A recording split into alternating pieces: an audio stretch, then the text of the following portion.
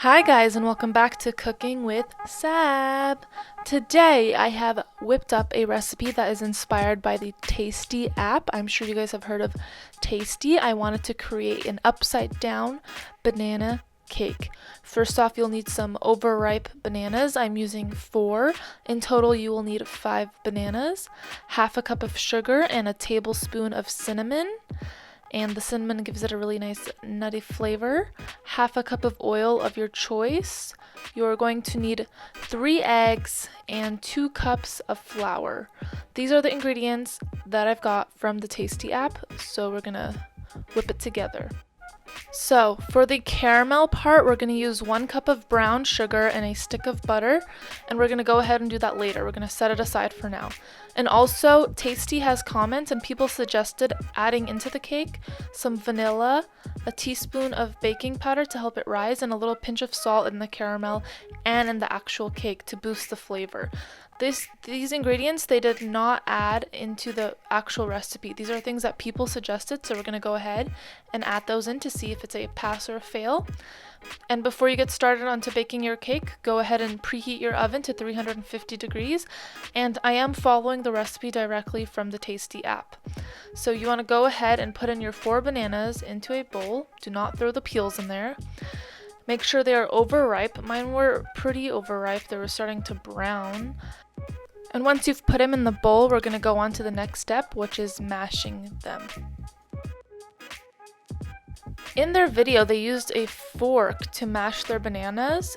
As I was doing this, I don't know if my bananas were not ripe enough or not, but this was really hard to do. So I went ahead and I threw that out and I got a potato masher, and this made my job 100 times easier, and I did this in about a minute, and it really mashed it into a really nice soft consistency for the baking part. So tip number 1, I would suggest doing this and using a potato masher, but a fork works just as well, but if you want to make your job a little easier. Once you've mashed your bananas, the recipe calls for 3 eggs. I went ahead and did this in a separate bowl because, as you can see, I already got shells in there and I do not want any shells or scooping any shells out of those mashed bananas. So this makes my job a ton times easier. And they used just a spatula or a handheld whisk, but I'm going to go ahead and use my electric whisk today to make my job easier. So you're going to add in your eggs, and then you're going to add in your cinnamon and the sugar, the oil, and the baking powder. I added 1 teaspoon. As someone suggested, you only need 1 teaspoon, just enough to help it rise.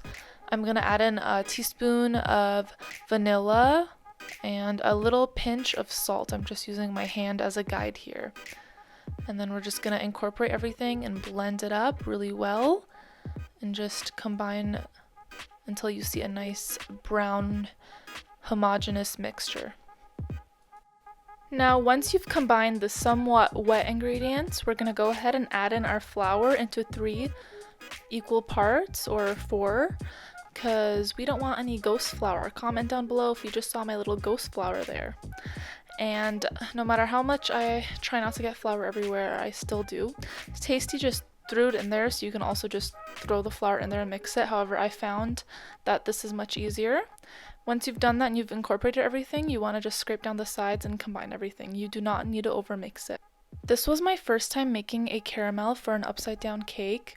What you're going to need is half a stick of butter, and you're going to melt that first. Once it's fully melted, you're going to add in a cup of brown sugar, light or dark. I had light on hand, and someone in the comments suggested adding in a pinch of salt, so I went ahead and did that just to brighten up the flavor. And this took me about 5 to 8 minutes. You really want to keep stirring this consistently, and you'll see it's getting thicker. As it's bubbling and bubbling, you'll see that it is getting thicker. And in the end, this actually came out pretty good, but you have to work with it quickly and just keep an eye on it, because Tasty did not suggest how long to cook it for. Then you will need a 9 by 9 square pan. That's what they suggested. I did not have one on hand, so I used a round 9-inch by 1.5-inch pan. Then you're going to need some bananas cut into a coin shape, and this is going to go right on top of the bottom of the pan on top of the caramel sauce. So as you'll see here, I am pouring in the caramel sauce. It is very hot, so be careful. This was boiling at one point, and you want to pour it in the pan pretty quickly. It's pretty easy to work with, but it is very sticky. And Tasty did not suggest to butter or oil the pan, so I did not do that. And I was praying the entire time that it did not stick. So we're gonna see how this comes out. Now, you're gonna add in your bananas into that caramel sauce. You're just gonna make whatever design you want. You could fill it with bananas everywhere. I just did a few in the middle and all around. Once you've done that, we're gonna go ahead and we're gonna add in our batter slowly. I wasn't sure how to do this without messing up the bananas, but guess what? It messed up anyway. What a fail. My bananas just splurged into the sides, into the corners. But you know what? It's okay. I just want a good cake. Anyways, you're just gonna spread it around, really evenly coat it all around the sides, and get it ready to be put into the oven so we can devour this and see if it is worth it to make it again. And I did taste it, and the batter came out great. It tastes like a banana, and it came out great. Tasty suggested that we bake this in the oven at 350 degrees for 40 to 50 minutes. In the oven it goes. 20 minutes in, I came to check on my cake, and the caramel we made is just splurging out of every corner of the cake. You definitely need a bigger pan. I went wrong with this, and this was just a total fail. And at this point, I took it out of the oven, and I took it out of the oven at 23 minutes actually. And I just let it cool, and I stuck a toothpick in there a couple of times, and it came out clean. And this was only 23 minutes in, and I have an electric oven. It did not take 40 to 50 minutes. So I would be aware of this cake and keep watching it when you do make this. Please look out for how long it takes, because my oven only took 23 minutes, whereas Tasty's app said 40 to 50 minutes even. Once your cake has cooled, which mine has been cooling for 15 minutes, the cake was actually cooler than the pan, so I went ahead and I just used some gloves and I turned it over onto a tray. And as you can see, there's caramel stuck onto the bottom of my pan, and the bananas are just a huge mess everywhere.